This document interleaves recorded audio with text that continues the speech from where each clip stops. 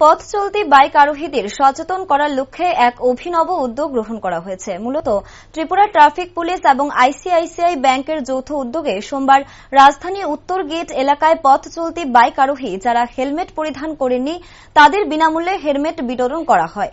পরে সংবাদ মাধ্যমে মুখোমুখি হয়ে কর্তব্যরত পুলিশ আধিকারিক জানান, বিভিন্ন সময় পরিলক্ষিত হয় যে দুর্ঘটনাগুলো সংঘটিত হচ্ছে সেখানে হেলমেট পরিধান না করার ফলে আহতরা গুরুতরভাবে আহত হচ্ছে। যদি হেলমেট পরিধান করা হয় দুর্ঘটনা ঘটলেও সেভাবে আহত হওয়ার সম্ভাবনা অনেকাংশে কমে যায়।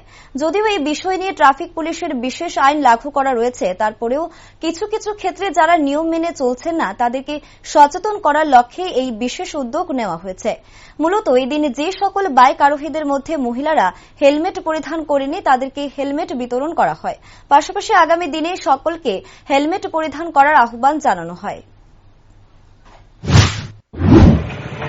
আগরতলা ট্রাফিক পুলিশ এবং আইসিআইসি ব্যাংকের সহযোগিতায় আগরতলাবাসী আমরা যারা হেলমেট পরিধান করে আসতে যায়নি তাদেরকে থামিয়ে তাদেরকে আমরা হেলমেট দিচ্ছি।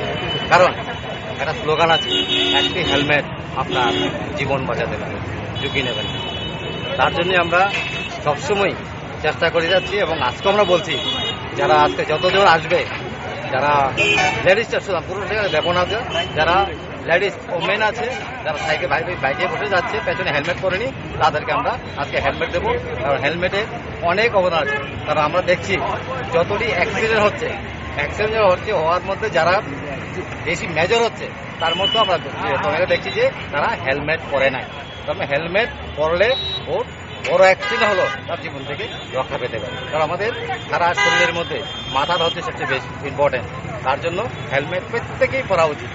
এবং আমি আমাদের মনিটর